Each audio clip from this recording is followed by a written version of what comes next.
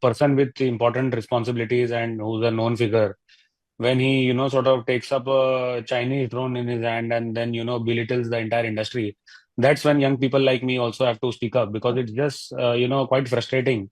We have 400 plus companies in the country and about 40 to 50 drone component companies who are working very hard to overcome all these challenges. And someone who's a sort of followed personality by at least some part of the society comes up and holds up a Chinese drone and just says that, we don't understand anything in India and, this is none of these parts are made in India. So it's quite demotivating essentially. So my simple point is that anyone in the country, especially someone who has a very big responsibility to, motivate people, should at least, check little bit before, talking about a subject. When a person with important responsibilities and who's a known figure, when he, sort of takes up a Chinese drone in his hand and then, belittles the entire industry, that's when young people like me also have to speak up because it's just, quite frustrating that we have 400 plus companies in the country and about 40 to 50 drone component companies who are working very hard to overcome all these challenges.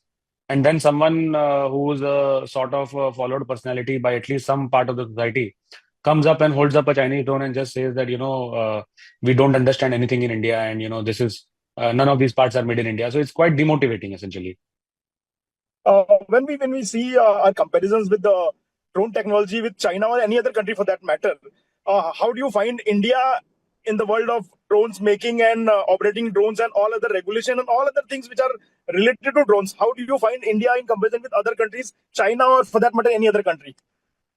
See, when we talk about drones, we have essentially, three aspects which we talk. We talk about regulation, we talk about technology, and we talk about adoption.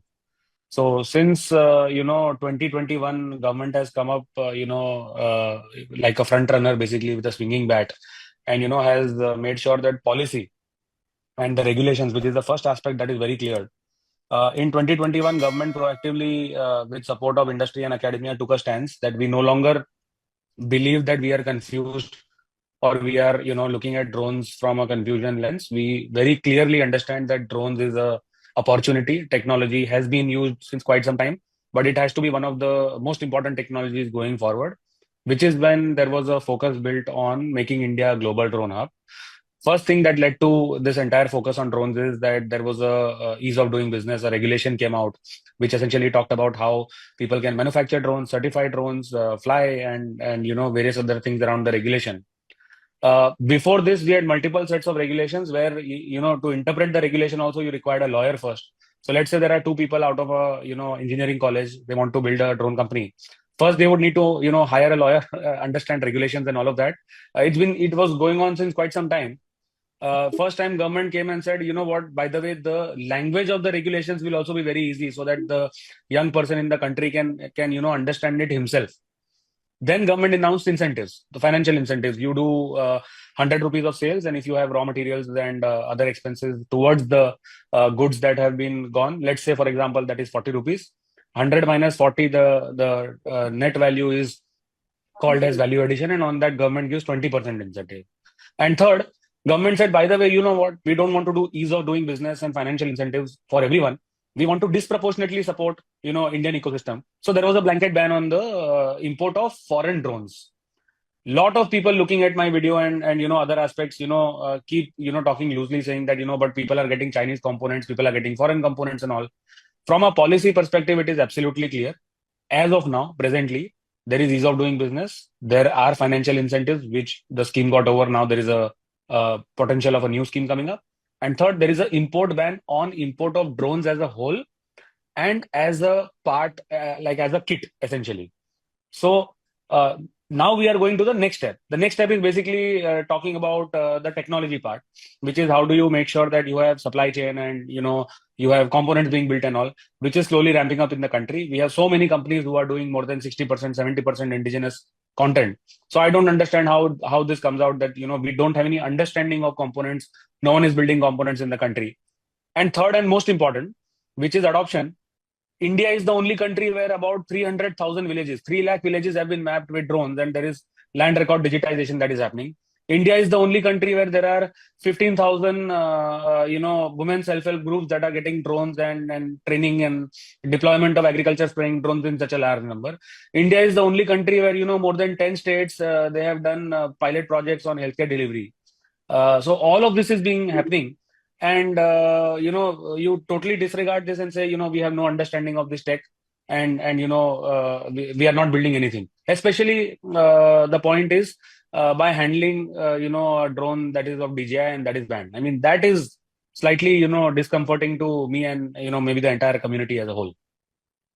Smit, you pointed out the regulations about drones in India, and in your Twitter video, you have also raised a concern about Rahul Gandhi having permissions to fly that drone or whatever he was saying.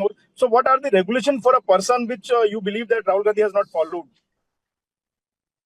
See, I believe why only Rahul Gandhi? Anyone in the country when they fly a drone, the drone rules 2021, which is the current extent of the law that applies. And my interpretation of this, of course, government is the final body on taking all of this, compliance and all. But my interpretation of this, and this is very well established, is that when a manufacturer makes a drone, he has to get it type certified. This is for the civil ecosystem.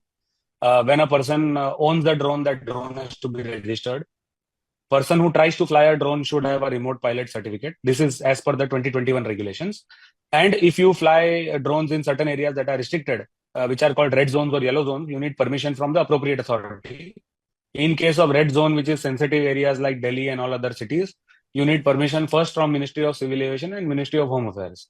Apart from all of this, you require a third-party liability insurance. So my simple point is that anyone in the country, especially someone who has a very big responsibility to, motivate people, should at least, check a little bit before, talking about a subject.